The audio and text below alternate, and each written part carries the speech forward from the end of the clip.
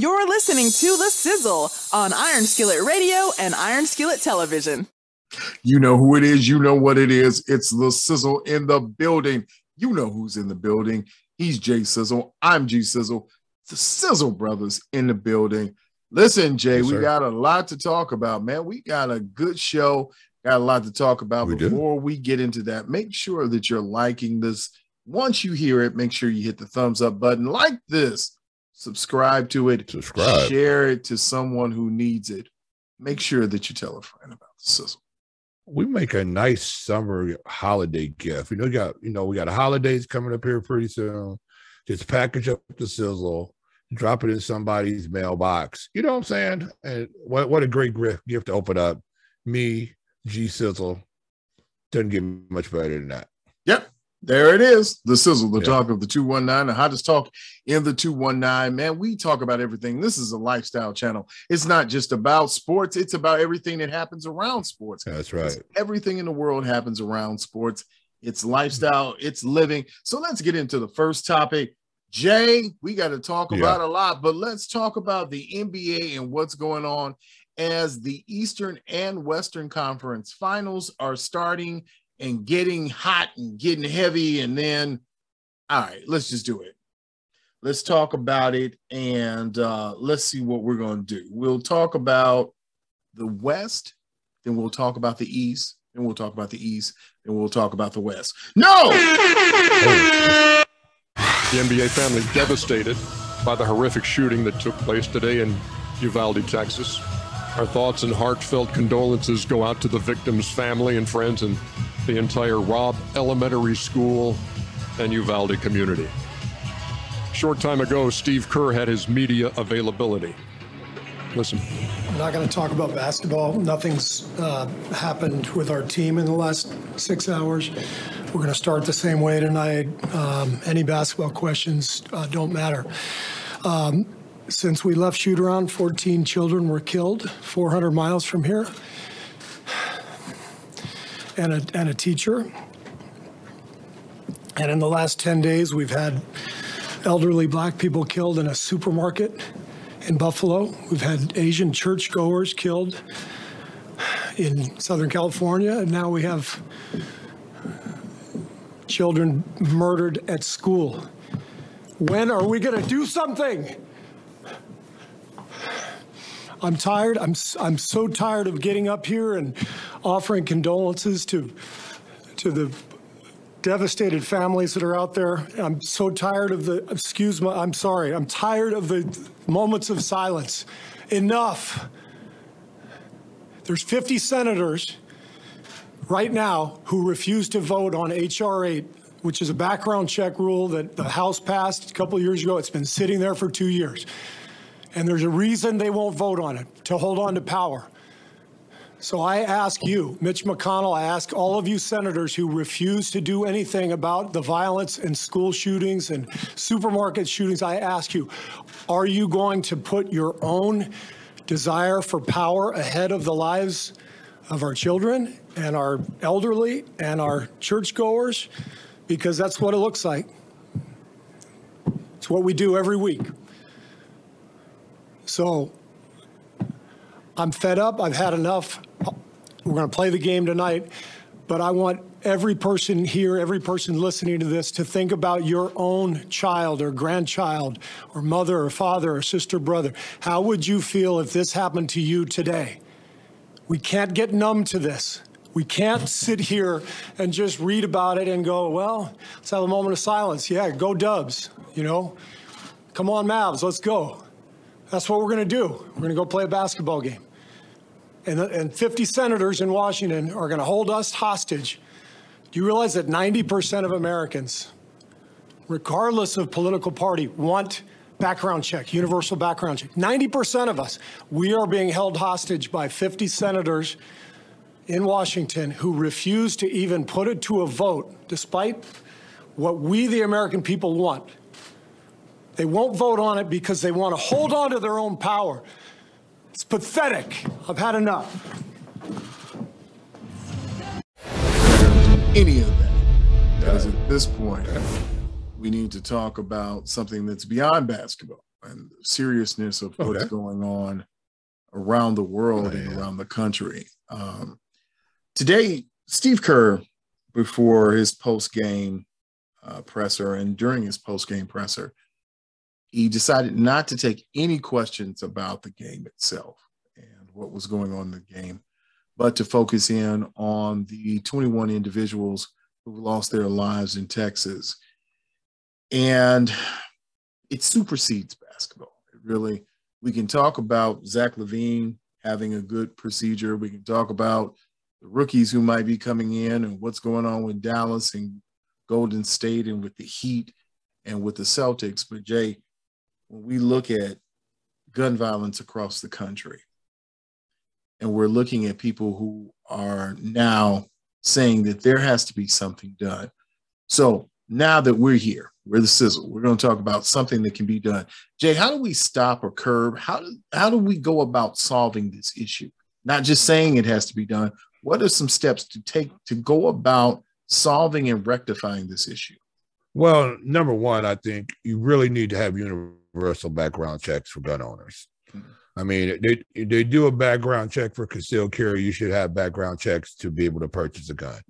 Secondly, if you have mental history, you shouldn't be owning a gun. And then secondly, a third thing is that people who own guns should become responsible for them if they are stolen or used in a felony and you don't report it or you make it accessible to somebody else in the house. You need to have, people need to put gun safes in their house and lock their guns up. You just can't leave your guns out, especially you have people in your house, young people in your house that might be suicidal. That's another. I just took a course on childhood suicide recently. I just got certified in that recently. And a lot of these suicides are happening because they have accessibility to handguns readily in the house. If you are a gun owner, you need to be a responsible gun owner. If you don't have that gun on your person, that gun needs to be in a safe. That's one thing that could really help out tremendously. The other side of it, I think a lot of it is just mental health. Who knows what this young man's issue was? Whatever it was, it drove him into this fit of insanity where, he allegedly killed his grandmother, from what I understand, and then went on a shooting rampage in his school. Now, the only way to stop this is to lock these schools down. There should be no easy ingress in any school whatsoever. There should be, at least at the front where you got to get buzzed in, should be some type of bullet-resistant glass there, something there so people just can't walk in. Now, who knows? He might have just waited till somebody came out, opened up the door and came in. Who knows how he got in? But it's just a tragedy in the United States that these things are happening. But we are a land of gun owners, and there is no time here that we see that they're going to outlaw or ban guns, even the assault rifles. If you ban the assault rifles, most of these shootings and things that are occurring with handguns. So how do you avoid this? I don't know, to tell you the honest truth. I don't know what the answer is, because it's so easy to get a handgun now. Especially a legal handgun, even if all the responsible gun owners lock their guns up. The only thing that would help, though, is that people are breaking into people's houses and they just wouldn't really just be able to go through and steal their guns. So you got to be a more responsible gun owner. You got to lock your guns up, especially if they're at home. Keep them out of the hands of young people, and hopefully that would help curb this violence. Yeah, we're looking at a situation when you're talking about suicide, teen violence, teen suicides, teen acts. Some parents, you have to know the signs, and you have to make sure when you're talking about mental health, be aware of the signs. If your child is acting abnormally, if your teen is doing things that are questionable, it is incumbent upon you to get that child help. If you cannot get that child help, then you find someone who can. You refer them to someone who can get them help. We've got the situation in Texas, but then you look the parallel to what just happened in Buffalo. This was not a teen suicide operation. This was a young man where we're talking about issues of hate, where he intentionally cased for over a year. He went forth to put a plan in action to kill senior citizens in a community that weren't bothering him, didn't know him, didn't cause him any pain. He traveled the distance to go and kill with an assault rifle, not a handgun, and had body armor.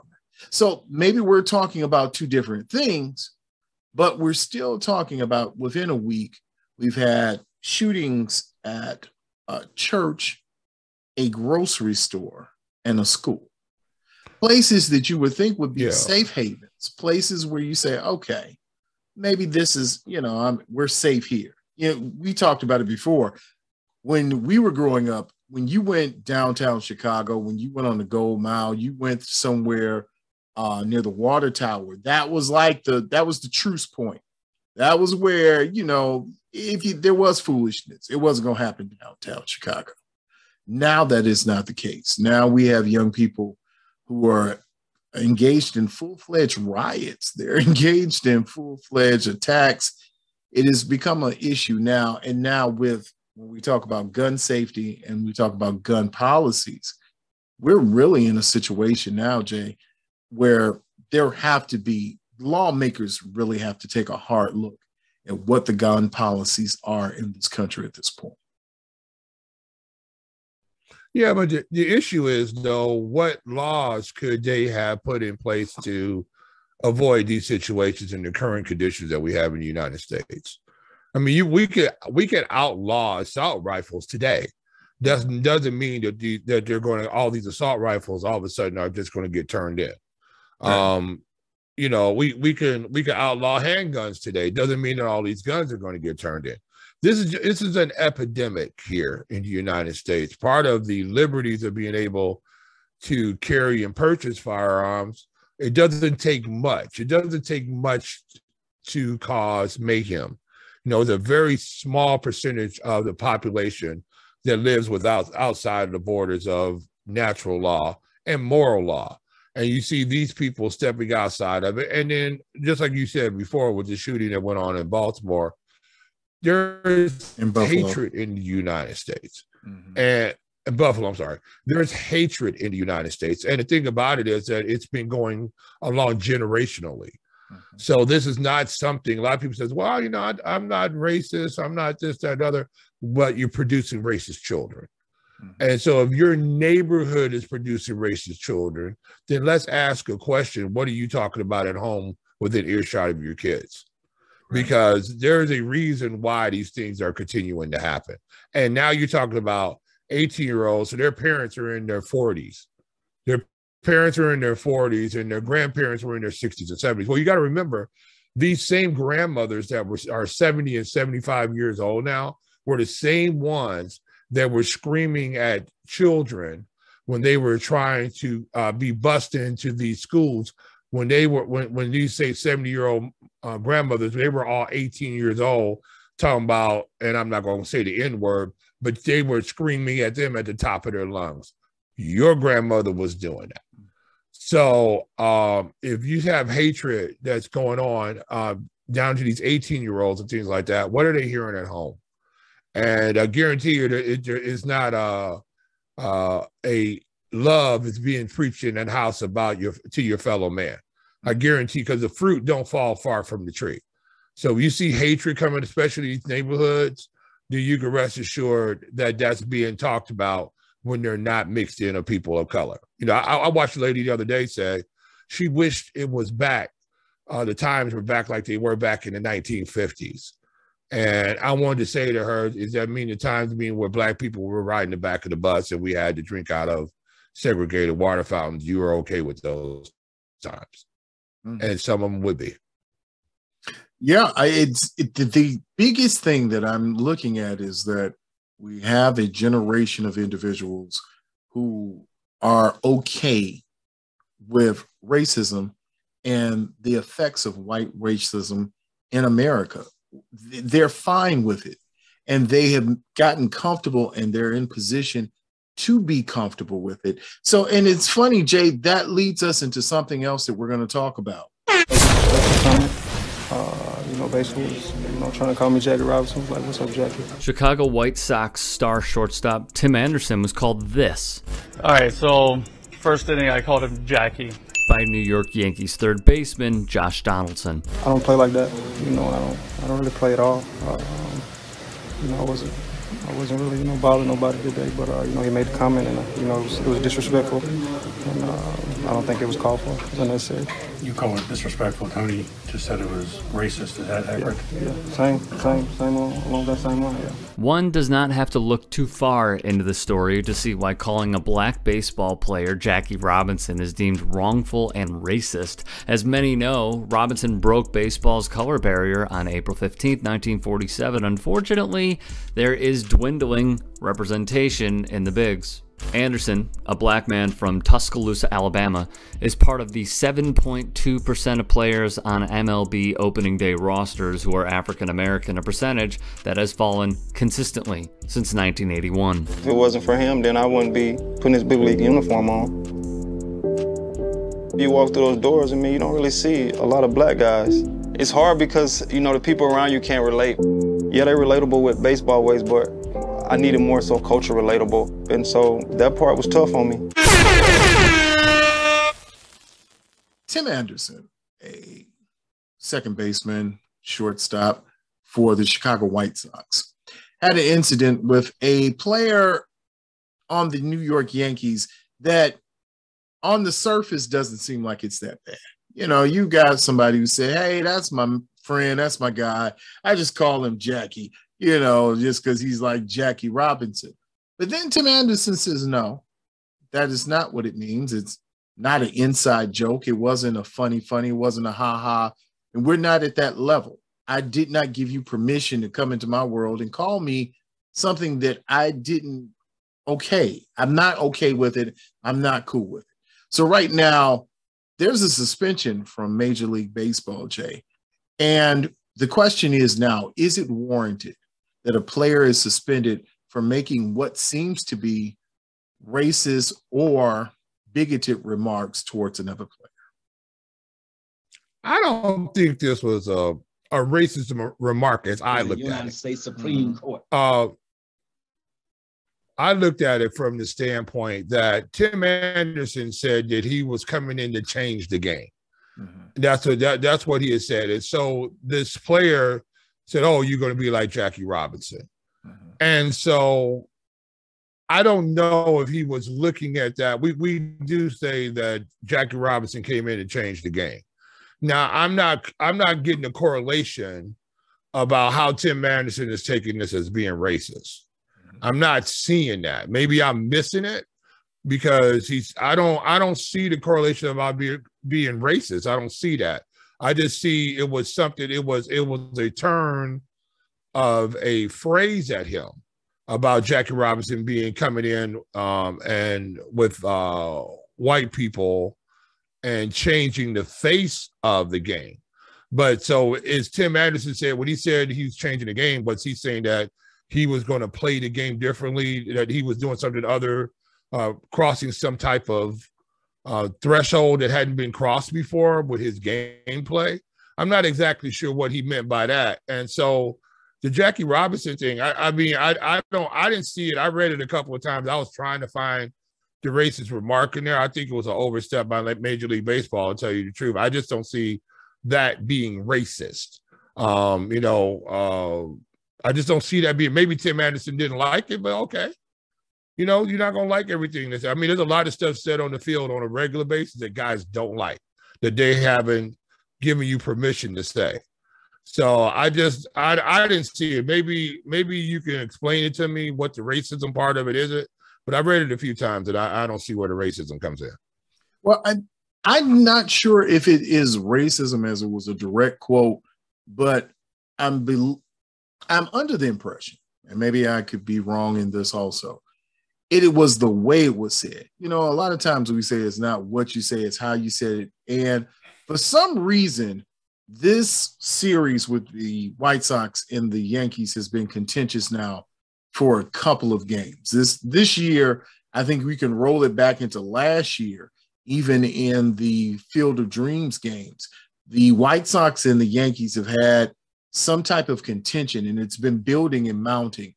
And this was one of those tipping points. I don't know. There's one side that says, well, Josh Donaldson just felt that he could say whatever he wanted to say, however he wanted to say it, and then that Tim Anderson was just supposed to take it. Then there's the other side that says, well, what was it specifically that Josh Donaldson said that then would have precipitated the reaction from Tim Anderson? Right. I mean, could he say, you're being you're being Hank Aaron or something? You know what I'm saying? I mean, I don't know. I think it was just, to me, it was just Tim Anderson being a little thin-skinned. That really didn't need to come out. It wasn't like he called him the N-word or, something like that, was blatant racism. He referred to Jackie Robinson, because Jackie Robinson was a black man who played, in an era where he was breaking the color barrier. And so now you're, with Tim Anderson, you're doing a twist on that and say, oh, you're changing the game, like now I'm going to call you Jackie Robinson. To me, that's just a clever twist, to tell you the truth. To me, that's almost like a rap battle twist, on something. I just don't see the racism in it. And I think Major League Baseball, they just overstepped their bounds right quick because they were trying to quell it right quick because they don't want to have a Black Lives Matter moment.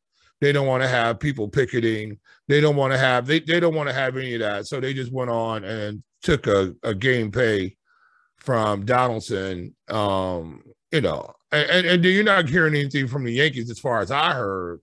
They're saying that this guy has been racist before. He said racist remarks or he has racism type tendencies in his past or something like that. I mean, I don't know. I think Tim Anderson was just being a little thin-skinned beforehand because he said some stuff before. He's a fun-loving guy. But also when you play like that, there's going to be some criticism sometimes, especially from rivals. And like you say, the Yankees and the White Sox has been pretty contentious lately, especially too. You also got the big left-hander playing first base for him. Now Rizzo's up there, so you got a Chicago guy up there. So there's a little bit of play, even though he's a Cub. So, I mean, I don't know, man. I just don't see it. I think Tim Anderson was just, in my opinion, just being a little bit thin-skinned about it. Major League Baseball overreacted, but stuff they should react to, they don't, and stuff like this, I just, I don't see the big deal behind it. What's amazing about the whole thing is we had a series, and we've talked about the new face of Major League Baseball, and the new face of Major League Baseball is the same old face. It's just younger. It's more of the yuppies who are there that are said, okay, the new face is young white males who are from affluent areas. They're young and they're coming in filling leadership roles and administrative roles where you don't see anyone of color at all. You don't see any melanation. You don't see any of the people who are working in the game who are in the position to make decisions. So when you have that, and then you have a decision like this that was made with an organization, with a full league that said, we'll get on top of this. We'll stem this route at the top. So this doesn't go any further. I don't know how that, I don't even know really how they came to that decision. Yeah, I don't think that, I think this was, hey, let's quell this right quick. Like you said, you know what? Hey, Donaldson, you're gonna eat a gameplay. Hey, look, we took care of this, y'all. Don't pick it. You know what I'm saying? I think it was something like, I think they were just doing like that. They just, basically, hey, dude, you're gonna fall on your sword on this one. Don't say stupid stuff out here. Don't get close to the racist mark. I mean, could you twist it to be more racist? I'm sure you could. I mean, I'm sure Tim Anderson might be able to come up and maybe there's way more backstory to this than what's being out. That's a possibility that would sway opinion, but it's just one of those things. And then here's the issue too. I mean, look how many the only people of color really playing baseball as a national pastime are those that are not from the United States. Mm-hmm. You have a lot of Latin ball players playing that, this is what they do. They grow up playing baseball. You have a lot of them coming into the league. But as for African Americans playing baseball, it's not like it was when I was growing up. We were playing all the time. You don't see that as often now. I mean, the little leagues are not as prevalent as they used to be now in the Black community. You go into other communities, though, they got leagues all over the place, probably because of the money situation. It costs money to outfit these teams. It costs money to travel, all these type of things, unless you got a sponsor coming in and how big these sponsors are. And then you have, and then now to play in the Major League Baseball, you have to be practicing year round now from the time you're like 12 or 13 years old. You got to be swinging the bat all year, and all that costs money. There's very few guys. Back in our day, you played baseball in the summer, then you played football in the fall, you played basketball, wrestled in the wintertime, and you ran track or threw shot a discus. But now you are so singularly tied into your sport that you have to train year round to even give yourself a shot to play in the upper levels. I mean, Division I baseball has got to be one of the hardest things to play. I used to think it would be Division I football, but Division I baseball is at the top levels. That's difficult to play, So, it's just you see that if kids don't have the opportunity, then they won't be represented in these leagues, and definitely they won't be represented in the money side of these leagues. These owners are not giving up. They're going to bring their people in there. Like we talked about that before. They're comfortable with people who look and talk and act like them. Right. Well, it's one of those situations I think that we're going to debate further along, and down the road, there may be something else that comes about this. And maybe it is, to your point, that MLB said, let's just get on top of this before it gets too far, before we have protests, before there's a lot of things said. But I think to one point is that at this point, and maybe this is a notice for all non-melanated people in not only sports, but in any business profession, that maybe, just maybe, you should watch what you say. And maybe you should watch how you say it, because you never know when you might get suspended or sent or thrown down the road, or better yet, thrown out the game. Meanwhile, this has worked all game long. Parker to Vandersloot for 2 more. Boy, Courtney Vandersloot, that's a good layup there. So one person I know who won't be thrown out the game, Jay, I know someone who is making the game a wonderful thing. It's such a glorious time. That person is the Chicago Sky's own Candace Parker. Jay, this young lady has gone on not only to be one of the oldest players, if not the oldest player, to have a triple-double in the league. At her age, she is also working on bringing a second title to the Chicago Sky. She got her rings, and let me tell you something. She was named Times 2021 most 2022 influential people, just on their top 100 list. Candace Parker is there. So I have a simple question for you, Jay, but it is complex in nature. All right. Okay. Simple question. Yeah. Is Candace Parker the best professional b-ball player in Chicago right now? Oh, absolutely not. She's the best women's basketball player, but she's not the best. No, of course she's not. Look, she's being celebrated because she's only one of 3 players that have 2 triple doubles in the WNBA. Yes. Let's stop right there. You only got 3 people who have 2 triple doubles in the history of the WNBA. I was sort of shocked by that. We haven't had anybody go for 10, 10, 11, and 10. I mean, nobody did that. I mean, I would have thought Tina Thompson, even Liz Cambridge, somebody would have. Somebody? Yeah, and especially we talked about Brittany Griner. Somebody you would think at her size, especially, she would, Lisa Lobo, one of them would at least probably be averaging the triple-double somewhere. What about Cheryl? I mean, Cheryl and them wasn't getting triple doubles back in the day. I mean, all of the Sue Bird and all of them. I was pretty shocked by that. I was like going, you mean Cheryl was not getting triple doubles every game? Mm-hmm. I mean, she was handling the rock, dishing it. But we're talking about Cheryl Swoops, and I think I can't remember who the other Vandersloot, her teammate. And here's the other thing about that too. I don't like manufactured records, right? I don't like manufactured records.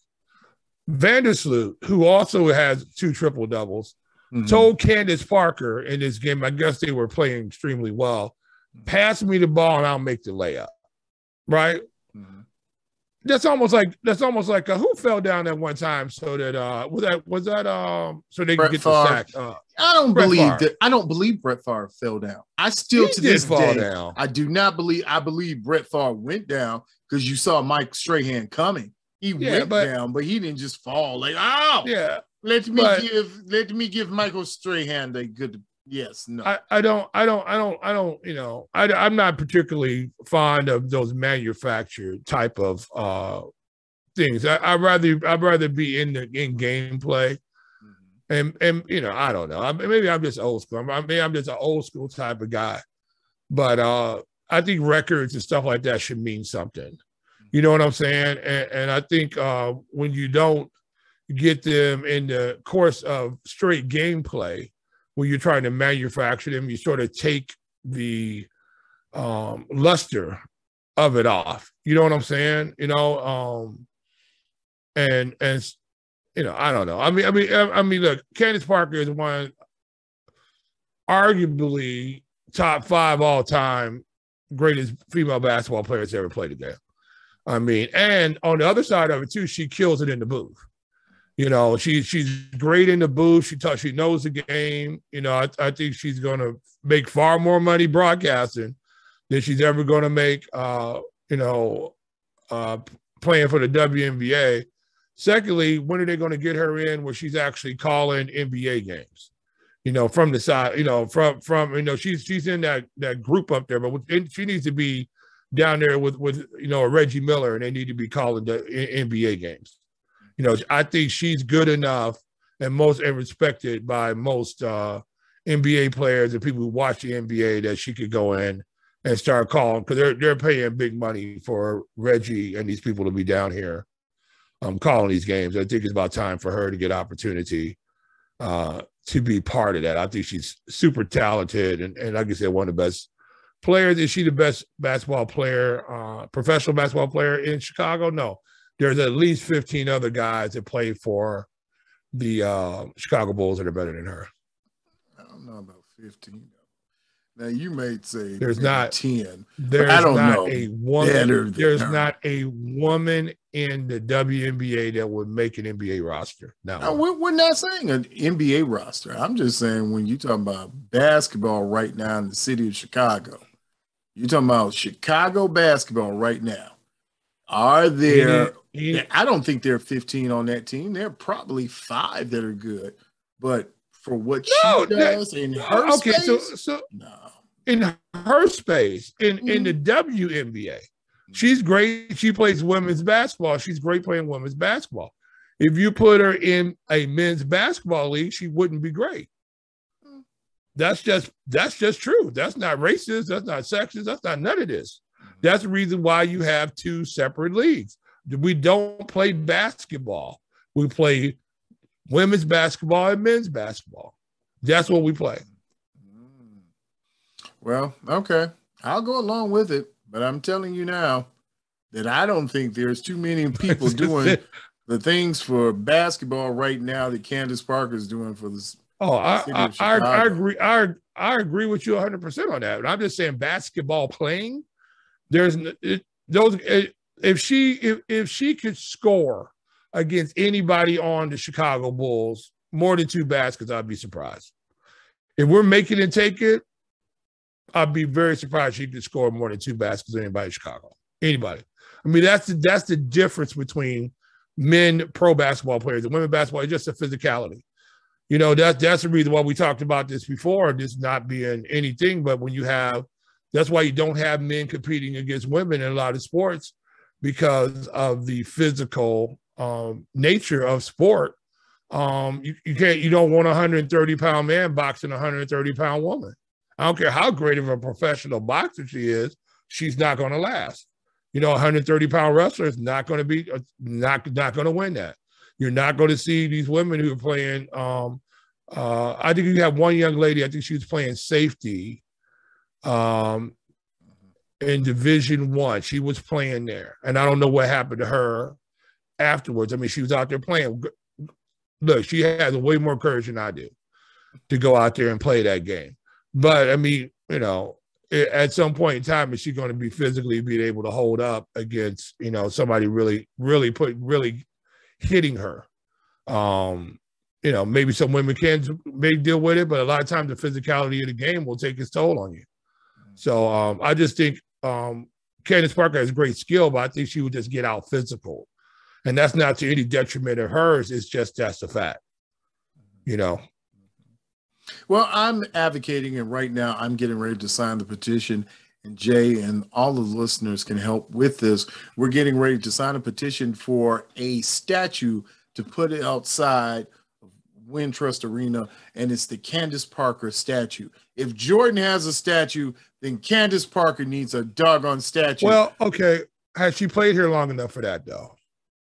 Because they got one championship with her here? Yeah, she's played here long enough to get one championship. They don't have 6, though. Yeah, well, I mean, she's Chicago-based. She's Chicago-based, but she's not. She hasn't been playing on the sky the entire time. That's okay. She was great enough to come in. No, she came and got a championship because she came and got a championship. But I mean, but Chicago was loaded, though. I mean, they had a really good squad. When she got there, they had a good squad.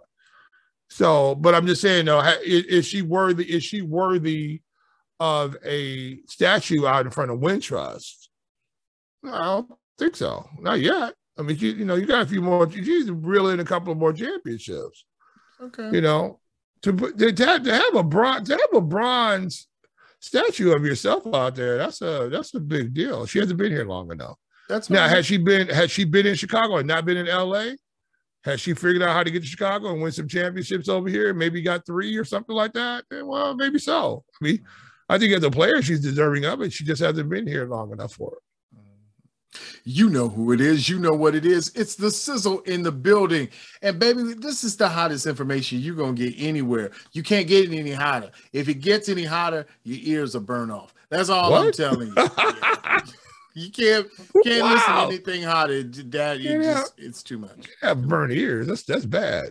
Yeah, that wouldn't be good. But you know who's in the building. He's Jay Sizzle. I'm G Sizzle. This is the Sizzle, and we will see you on the other side.